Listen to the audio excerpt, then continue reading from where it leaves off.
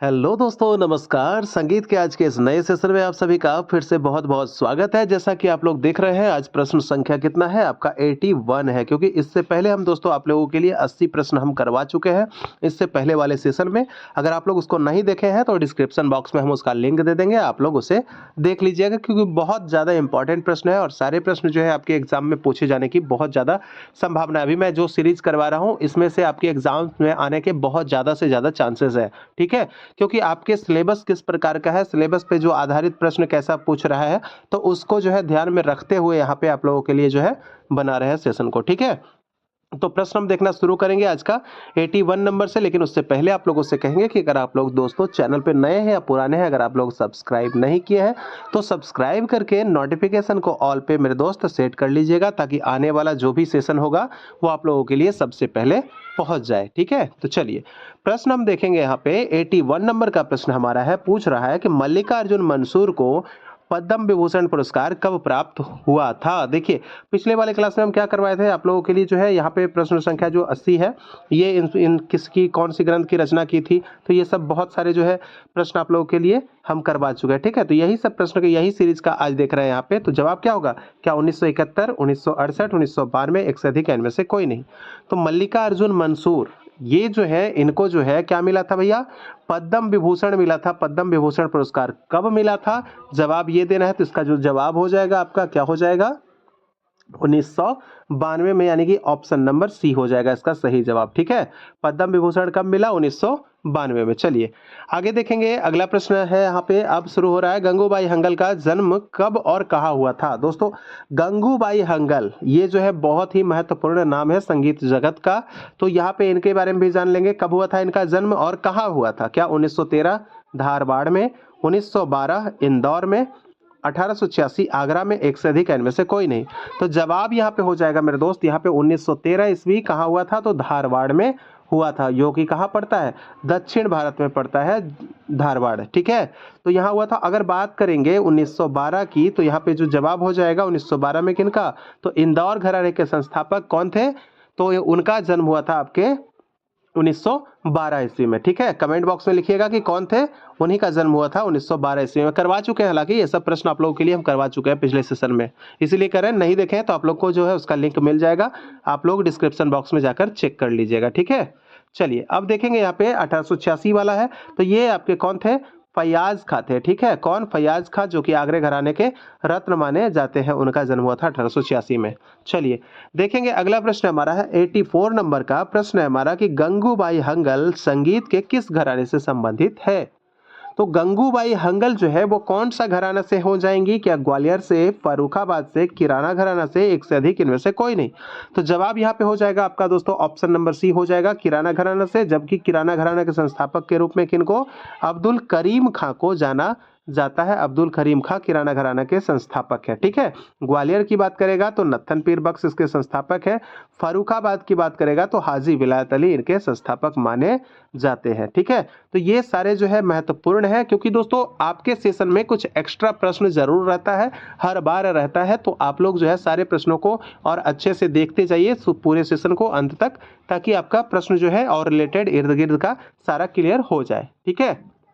चलिए अब देखेंगे 84 नंबर का प्रश्न है कि गंगूबाई हंगल के गुरु कौन थे? देखिए दोस्तों, क्या होता है कि कभी कभार आप लोग कमेंट करते हैं कि सर कुछ प्रश्न गलत है या फिर ये गलत आपने बता दिया। तो देखिए क्या होता है ना कि बहुत सारी पुस्तकें हैं संगीत की, तो उसमें आपके कुछ पुस्तकों में कुछ मिलता है, कुछ पुस्तकों में और कुछ मिलता है। तो भाई ये कोई नहीं जानता है कि किसका वाला कौन सा बुक का आयोग मान लेगा। तो जरूर आप लोग जो जानते हैं उस विषय में कमेंट करके बताइएगा कि हाँ इसका मैंने ये पढ़ा है, ठीक है? तो वो चीज़ जो है बिल्कुल हो सकती है, क्यों नहीं हो सकती है? तो इसीलिए आप लोग को हर तरफ से जो है जानकारी जो है बिल्कुल मिलनी चाहिए, है ना?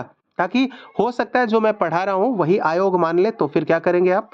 तो होता है कुछ गलत, लगता है कुछ ऐसा, तो आप लोग उसको कमेंट कीजिएगा, उसको हम भी देखेंगे, ताकि उसको जो है ऐड करके अगले सेशन में हम बता सके, ठीक है? तो चलिए देखेंगे गंगूबाई हंगल के गुरु कौन थे। तो कौन थे भैया? क्या केसरबाई केरकर थे, कृष्णाचार्य हुलुगर थे, या फिर अब्दुल करीम खां, एक से अधिक इनमें से कोई नहीं? जवाब यहाँ पे क्या हो जाएगा? 84 नंबर का जो जवाब हो जाएगा कृष्णाचार्य हुलगुर, ठीक है? कृष्णाचार्य हुलगुर, यानी कि ऑप्शन नंबर बी आपका सही जवाब हो जाएगा। देखिए एक चीज और है, यहाँ पे इनके गुरु केवल यही नहीं है, ठीक है? ये तो एक व्यक्ति हुए, एक व्यक्ति ने किन्हीं और भी व्यक्तियों से सीखा होगा, ऐसा है ना।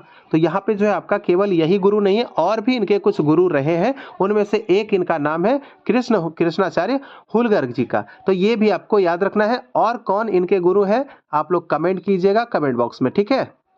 चलिए आगे देखेंगे। अगला प्रश्न हमारा क्या हो जाएगा, 85 नंबर का प्रश्न। महिला गायिकाओं में मर्दाना आवाज की गायिका किसको कहा जाता था? क्या सिद्धेश्वरी देवी थी, गंगूबाई हंगल थी, अंबाबाई थी, एक से अधिक या इनमें से कोई नहीं? तो जवाब इसका क्या हो जाएगा, इसका 85 नंबर का जो जवाब हो जाएगा कि महिला गायकों में जो मर्दाना आवाज जो की जो गायिका कही जाती थी वो कौन थी आपकी? ऑप्शन नंबर बी हो जाएगा, गंगूबाई हंगल, ठीक है। सिद्धेश्वरी देवी क्या हो जाएंगी? ये तो आपके हो जाएंगे कहाँ से? तो ये आपके हो जाएंगे बनारस घराने से, और ये ठुमरी गायिका है, ठीक है। क्या है? ठुमरी गायिका है सिद्धेश्वरी देवी जी, ठीक है। और अंबाबाई ये कौन थी? तो इनका संबंध कर्नाटक से माना जाता है, अंबाबाई का, ठीक है। चलिए आगे देखेंगे। 86 नंबर का प्रश्न है कि निम्नलिखित में से किन पुरस्कारों से गंगूबाई हंगल को सम्मानित किया गया था? कौन सा पुरस्कार इनको मिला था? क्या पद्म भूषण, पद्म विभूषण, संगीत नाटक अकादमी, एक से अधिक, इनमें से कोई नहीं? जवाब क्या होगा यहाँ पे मेरे दोस्त? तो यहाँ पे जो जवाब हो जाएगा यहाँ पे आपका उपयुक्त में से एक से अधिक हो जाएगा, क्योंकि इन्हें पद्म भूषण भी मिला है, पद्म विभूषण भी मिला है, संगीत नाटक अकादमी भी मिला है। चलिए अब देखेंगे यहाँ पे 87 नंबर का प्रश्न जो है यहाँ पे क्या पूछा जा रहा है कि केसरबाई केरकर का जन्म स्थान बताएं या फिर जन्म कहाँ हुआ था? का बताना है। क्या गोवा के केरी गांव में, या फिर मुंबई का भील गांव, उत्तर प्रदेश का अजराड़ा, या एक से अधिक, इनमें से कोई नहीं? जवाब क्या होगा मेरे दोस्त? तो यहाँ पे आपका जवाब हो जाएगा ऑप्शन नंबर ए हो जाएगा, गोवा के केरी गांव में इनका जन्म हुआ था, ठीक है, केसरबाई केरकर का। चलिए देखेंगे अगला प्रश्न हमारा क्या पूछ रहा है कि 88 नंबर, केसरबाई के गुरु कौन थे? यानी केसरबाई केरकर के गुरु कौन थे? क्या फैयाज खां थे, या पंडित पलुस्कर थे, अब्दुल करीम खां थे, एक से अधिक, इनमें से कोई नहीं? कौन थे भैया बताना है। फैयाज खां क्या आगरा वाले, पलुस्कर जी क्या ग्वालियर वाले, या अब्दुल करीम खां किराना वाले? जवाब इसका हो जाएगा ऑप्शन नंबर सी हो जाएगा यहाँ पे, यानी अब्दुल करीम खां केसरबाई केरकर के गुरु माने जाते हैं, ठीक है। चलिए आगे देखिए अगला प्रश्न हमारा क्या पूछा जा रहा है। 89 नंबर का प्रश्न है कि वर्ष 1953 में केसरबाई केरकर को किस उपाधि से सम्मानित किया गया था? यानी 1953 की बात कर रहा है दोस्त, तो यहाँ पे जवाब क्या हो जाएगा? तो यहाँ पे जवाब क्या होगा? 1953 में किनको, क्या ललित कला अकादमी से मिला था, सम्मानित किया गया था, या संगीत नाटक अकादमी से, या दादा साहब फाल्के दिया गया था, एक से अधिक, इनमें से कोई नहीं? तो 1953 में जो केसरबाई केरकर को जो उपाधि मिली थी, जो पुरस्कार मिला था, वो था आपका कौन सा? ऑप्शन नंबर बी, संगीत नाटक अकादमी, ठीक है। चलिए आगे देखेंगे अगला प्रश्न हमारा है नंबर 90। तो यहाँ पे प्रश्न है कि रविन्द्रनाथ टैगोर ने केसरबाई केरकर को किस उपाधि से सम्मानित किया था? या फिर बताना है कौन सा के उपाधि दिए थे? कौन? रविन्द्रनाथ टैगोर तो केसरबाई केरकर को कौन सा उपाधि? क्या सुर संगम का उपाधि, सुर श्रृंगारिका, सुरश्री, एक से अधिक, इनमें से कोई नहीं? तो जवाब यहाँ पे क्या हो जाएगा? तो यहाँ पे जो 90 नंबर का जो जवाब हो जाएगा ऑप्शन नंबर सी हो जाएगा, सुरश्री। सुरश्री की उपाधि अगर पूछ देगा कि सुरश्री की उपाधि केसरबाई केरकर को किसने दिया था, तब आपका आंसर बनेगा रविन्द्रनाथ टैगोर, ठीक है। तो दोनों तरफ से जो है प्रश्न आपको करने हैं, दोनों तरफ से प्रश्नों को आना चाहिए, है ना। चलिए देखेंगे अब प्रश्न है हमारा 91 नंबर का कि जाट कह हो इनमें से किन की रचना है? यानी कि एक रचना है क्या? जाट कह हो, इनमें से किन की रचना है भैया? किन की? क्या केसरबाई केरकर की, गंगूबाई हंगल की, बेगम अख्तर की, एक से अधिक, इनमें से कोई नहीं? तो जवाब क्या हो जाएगा? 91 का जो जवाब हो जाएगा आपका ऑप्शन नंबर ए हो जाएगा, केसरबाई केरकर।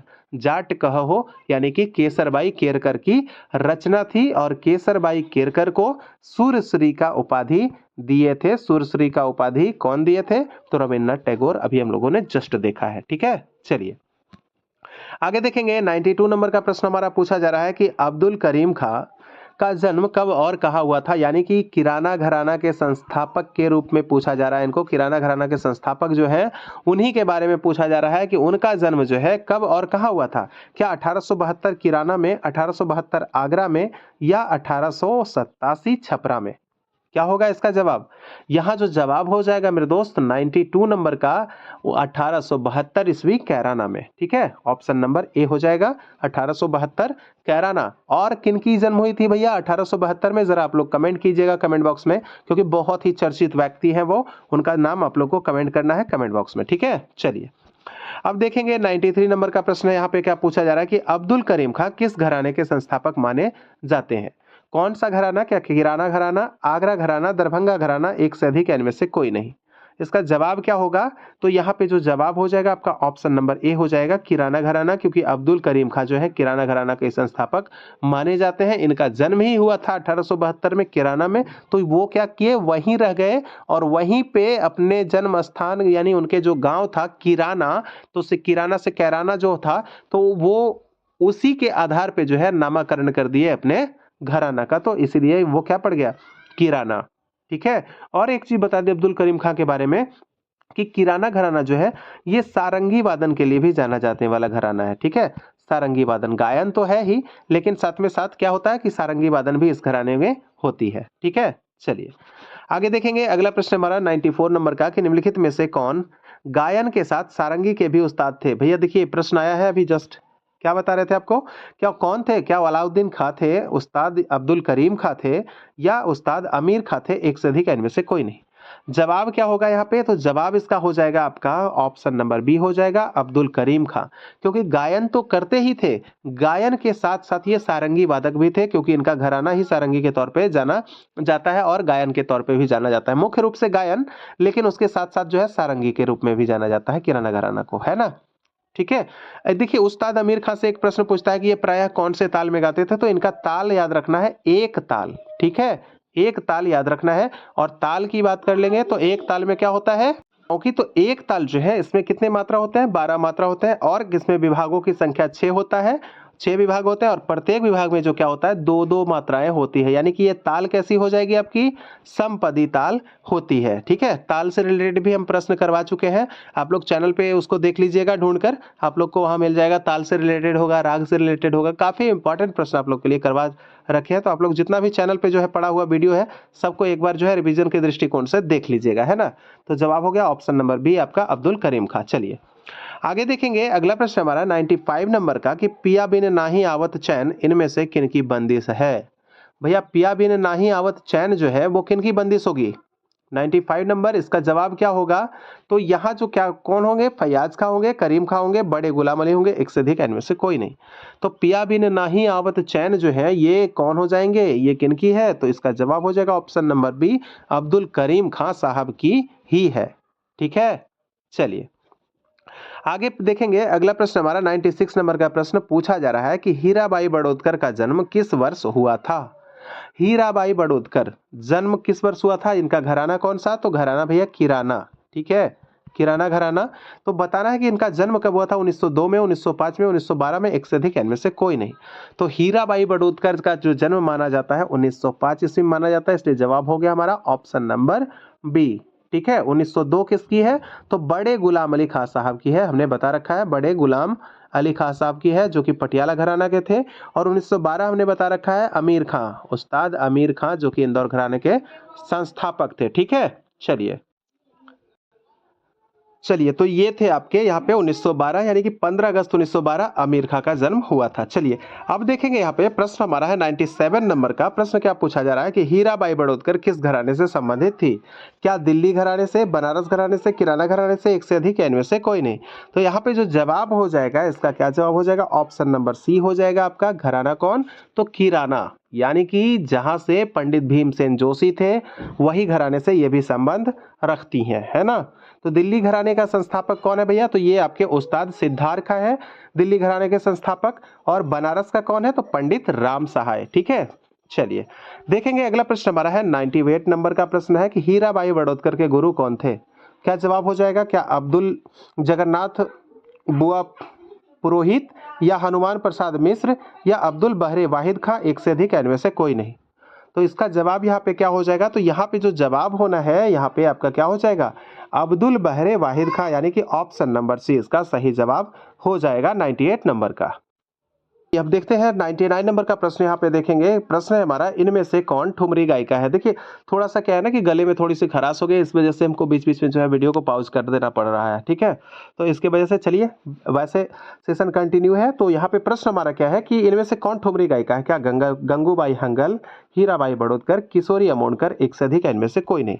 जवाब यहाँ पे क्या होगा, तो 99 नंबर का जो प्रश्न है इसका जवाब हो जाएगा, ये आपका वैसे तो शास्त्रीय है लेकिन उपशास्त्रीय के अंतर्गत, यानी कि हीराबाई बड़ौदकर जो है वो ठुमरी भी गाती हैं, ठुमरी गायिका भी है। ठीक है, चलिए अब देखेंगे यहाँ पे जो है प्रश्न हमारा 100 यानी कि 100वां प्रश्न ये हम देखेंगे इस सेशन का। तो आप लोग के लिए जो भी हम बताएं कि 1 से लेकर आज जो है हमारा 100 प्रश्न जो है क्लियर हो गया है। तो आप लोग के लिए जो भी नहीं देखे उन लोगों के लिए जो हम सेशन में क्या करेंगे, डिस्क्रिप्शन बॉक्स में उसका लिंक दे देंगे हर एक सेशन का।